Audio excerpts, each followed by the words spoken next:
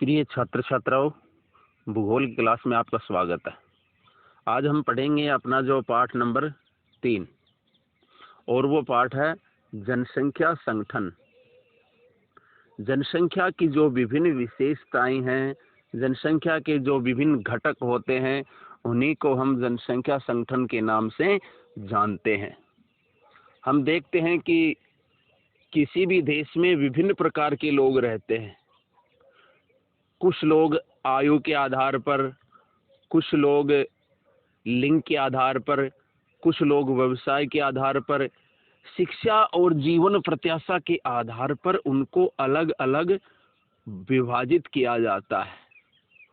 अब हम एक एक करके इनके बारे में विस्तार से पढ़ेंगे।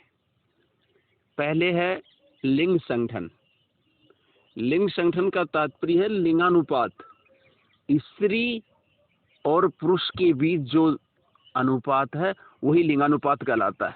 हमारे देश में प्रति 1000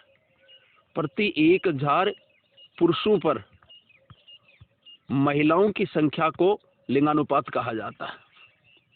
और बच्चों, कुछ विश्व के ऐसे राष्ट्र भी हैं जहां स्त्रियों की जो संख्या है उसके आधार पर, प्रति 1000 स्त्रियों की संख्या के आधार पर जो लिंगानुपात निश्चित किया जाता है।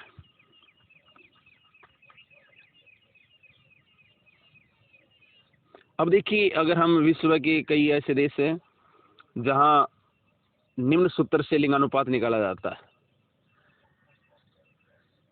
पुरुष जनसंख्या बटा स्त्री जनसंख्या गुणा 1000। प्रति 1000 स्त्रियों पर पुरुषों की संख्या है वो लिंगानुपात वहां होता है। अब है भारत में निम्न सूत्र से लिंगानुपात निकाला जाता है। स्त्रियों की जनसंख्या बटा पुरुषों की जनसंख्या गुणा 1000।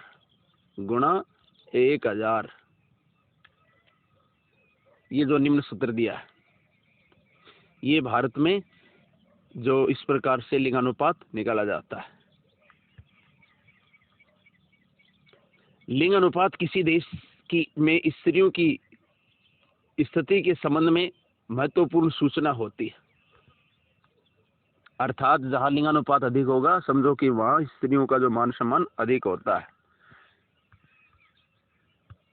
जिन प्रदेशों में लिंग भेदभाव अनियंत्रित होता है वहां लिंगानुपात निश्चित रूप से ही स्त्रियों के प्रतिकूल होता है, अर्थात लिंगानुपात कम होता है। और जिन क्षेत्र, क्योंकि वहां पर स्त्री भ्रूण हत्या, स्त्री शिशु हत्या, घरेलू हिंसा, ये सभी ऐसे कारण हैं जिससे लिंगानुपात कम पाया जाता है। तो समाज की सही स्थिति को दर्शाने का जो सबसे महत्वपूर्ण सूचक है वो होता है लिंगानुपात।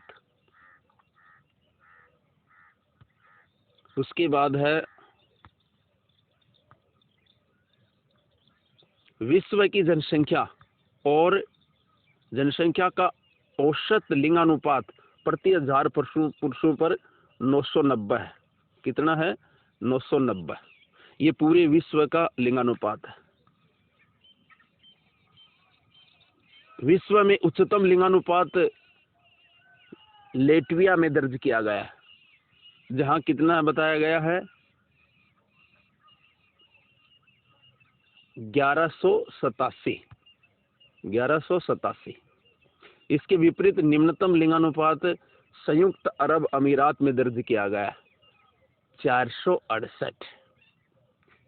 लिंगानुपात के हिसाब से अगर हम देखते हैं तो विकसित राष्ट्र है वहाँ लिंगानुपात स्त्रियों के पक्ष में होता है, और जो पिछड़े राष्ट्र हैं या कहें कि जहाँ स्त्रियों का मान सम्मान या उनको स्वतंत्रता नहीं है, वहाँ लिंगानुपात है वो स्त्रियों के प्रतिकूल पाया जाता है।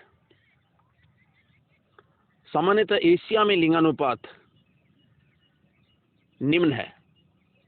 चीन, भारत, सऊदी अरब, पाकिस्तान, अफगानिस्तान जैसे देशों में लिंगानुपात है वो बहुत कम पाया जाता है।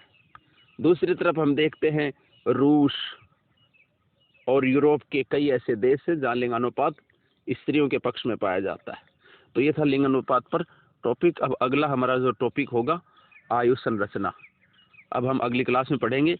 जब तक देखते रहिए, पढ़ते रहिए, घर रहें, सुरक्षित रहें। जय हिंद।